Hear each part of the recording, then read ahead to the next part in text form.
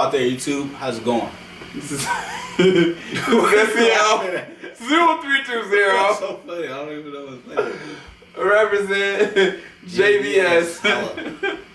We're back again for a brand new review for the TV show, the hit TV show, Gotham.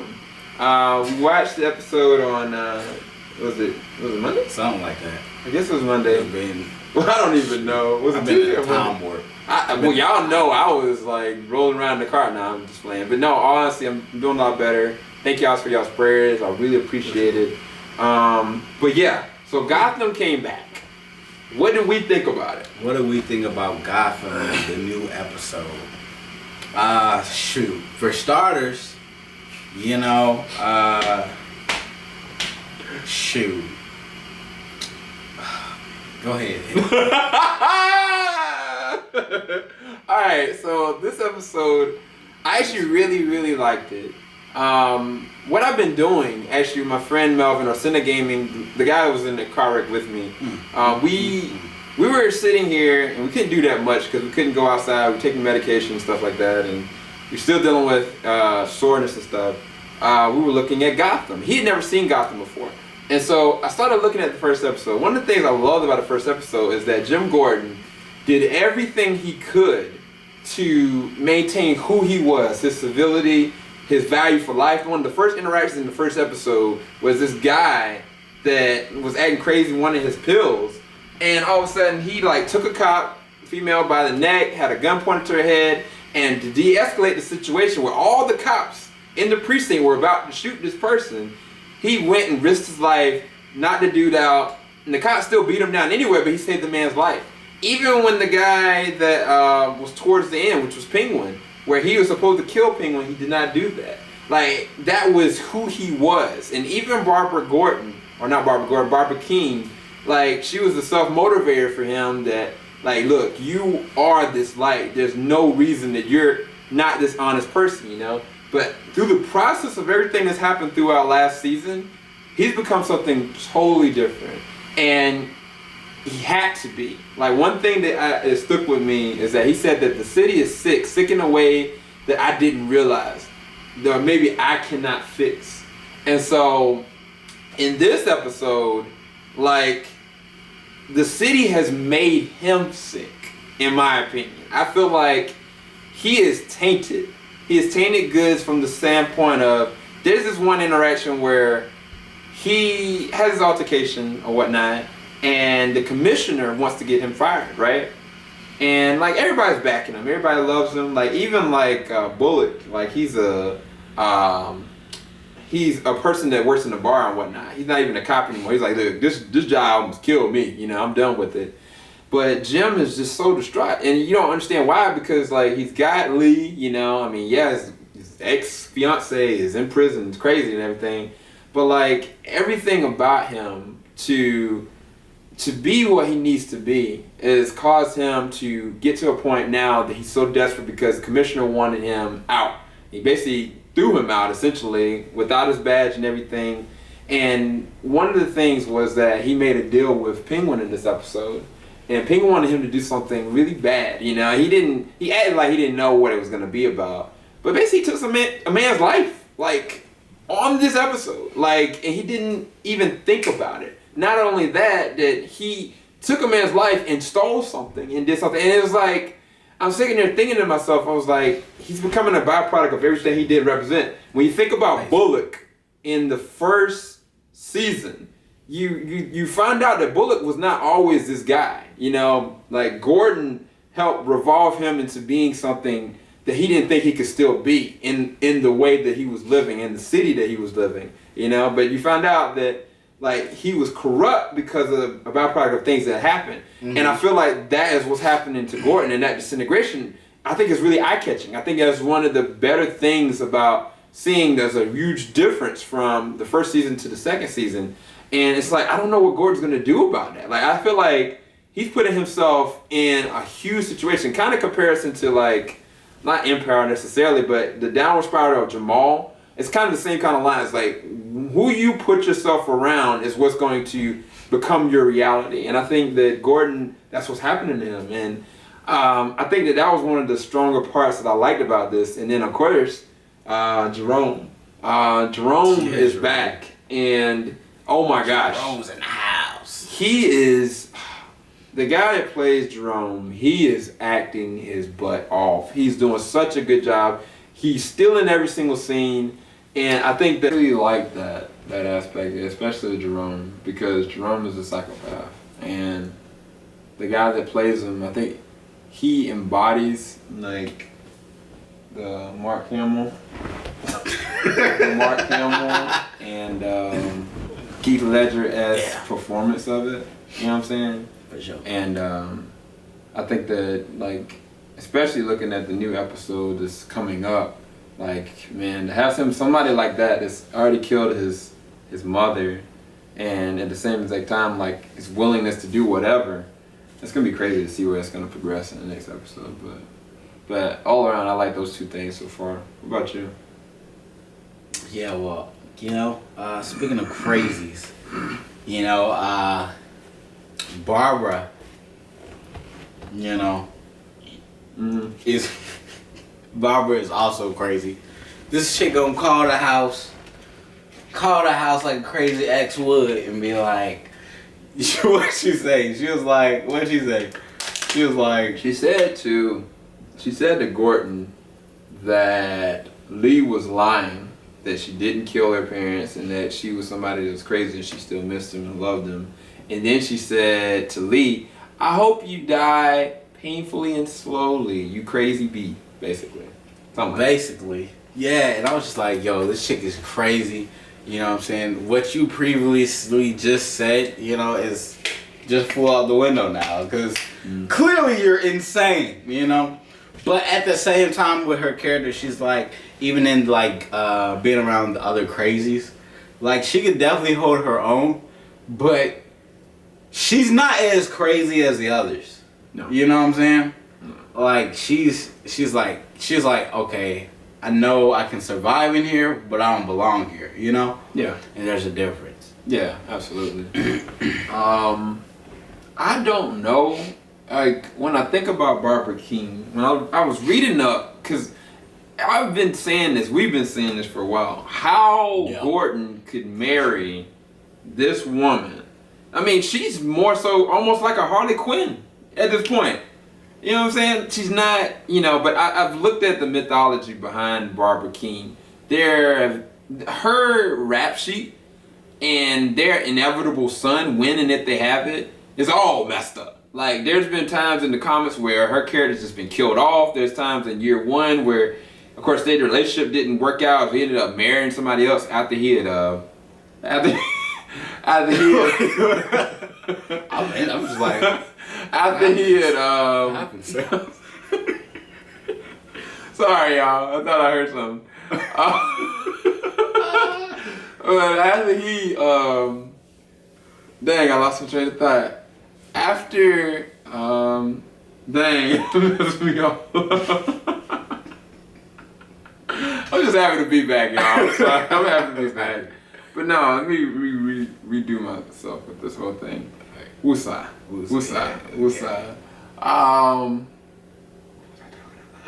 just talk about the different kind of arcs they have with Barbara's character. Yeah. Oh, as far as the mythos behind Barbara King, like when Gordon went and cheated on her and ended up with somebody else. At one point, she gets kidnapped by the Joker and like tortured and all these different kind of things that happened to her, and then she's killed off at one point. And it's like there's no definite backstory.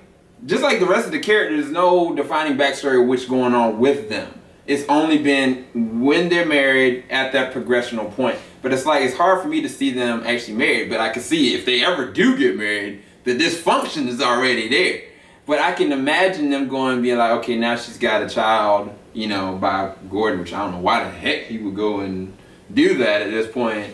It's just gonna be really hard for me to see. Not just that, Lee Thompson's, Leslie Tompkins is what her real name's supposed to be in the comics. She's supposed to be that one that's there for Bruce. She's supposed to be that one that is able to psychoanalyze him and be there for him to equate to and talk to and help him out, you know, and that hasn't even been introduced yet, you know, and I'm thinking to myself, like, why are they not even talking about what her skill set is to deal with people that are, you know, mentally messed up or emotionally messed up or physically messed up?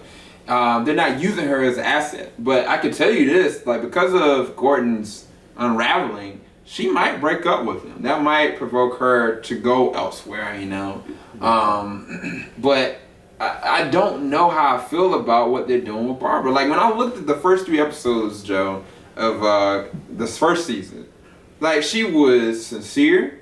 She had her problems. She was smoking weed. You find out she had a lesbian encounter with Montoya and all this kind of crap, and had a backstory. She had a rap sheet, you know? Yeah. But she loved that man. She had his back. It wasn't until some kind of way, like, she almost got threatened that she left town, and then she kind of came back, and then she left town and went with Montoya, you know? But it was like, I don't know if that was written in to make it all controversial, but it made her character so convoluted. But it's like, now it's just becoming entertaining. But for people that are fans of the mythos, you know, they're like, what are you doing with Gordon's wife, you know? Even though there's no concrete backstory, that year 1 is not the canon. I can tell you all that. Like, there's so many different ways that you can kind of look at who Barbara King really is. And some interpretations, Barbara Gordon is not even the eventual Batgirl. There's been his niece at one point, and in another series, it's been his actual daughter. So there's any way they can really kind of pull it. I just don't know from a comic book standpoint if I like where they're taking the character. But it is entertaining, and she is acting it well. But I can see where that's off-putting to a lot of people. A lot of people do not like Gotham. They especially for that reason, and some people don't like the progression of how they're trying to make these characters their ultimate characters already when they're not there yet. You know what I'm saying? But for me, I take it as I'm being entertained. I like this, you know, especially like now I see Penguin kind of back in his struts. You know what I'm saying? What do you think about that? Like having Penguin, like he's basically back in power, in my opinion. He has all the power, actually. I'm sorry. Shoot. Yeah, Penguin's, he's a different guy. He's got a different swag. He's walking with a different swag in the step, you know? He's sitting in there, and, you know, when he was at that commissioner's house, him and his ass, man. Oh, that head. Oh my gosh. This dude was just like, we talked about this too. We was like, Penguin and Zaz are a bad combination for anybody who's beefing with Penguin. Like, that's just bad. Like, cause they up there just toying with the man's life. And the way he does it is just so, like, it's so maniacal and just so sadistic. He's like, I was gonna make a deal with you, but I knew you was gonna say no.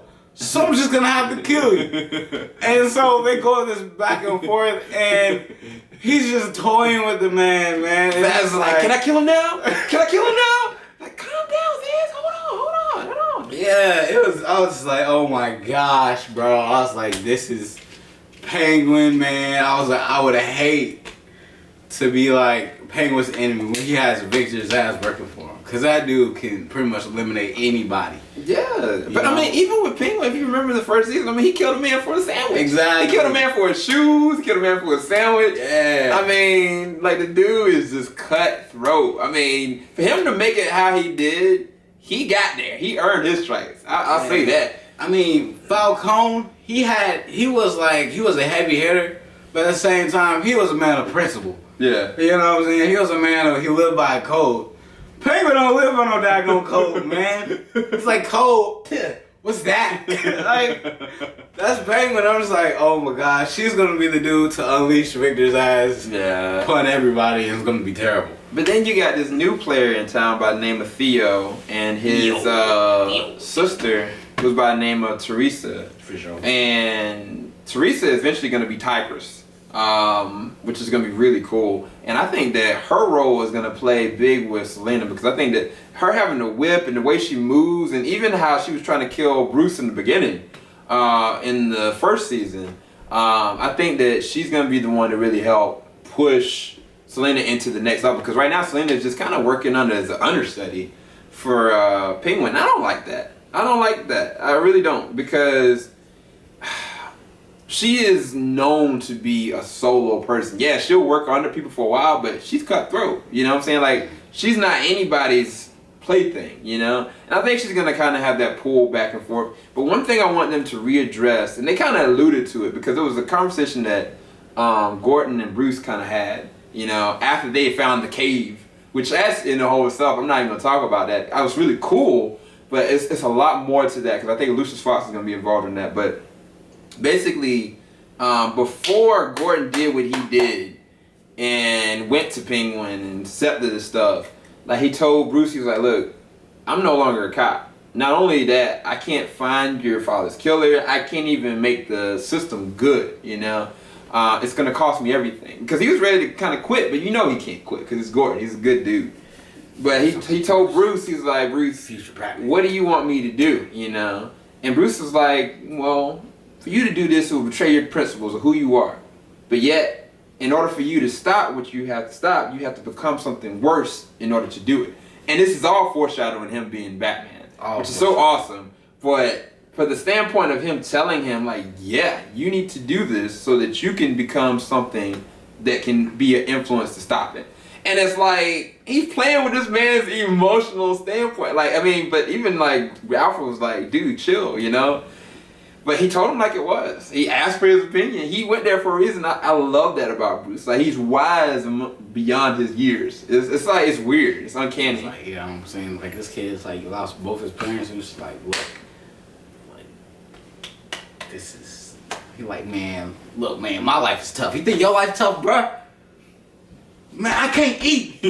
No, I'm broke. Nah. But I'll say this for the end of it, is that I love Gordon and Bruce's connection. I really love that. It's the centerpiece of this show. If it wasn't as good, this show, in my opinion, would just kind of unravel, because it would just have a lot of good villains, but no central focal point, you know. And the central focal point is always going to be Gordon. It's going to be Bruce, because they're the ones that interact with all this world.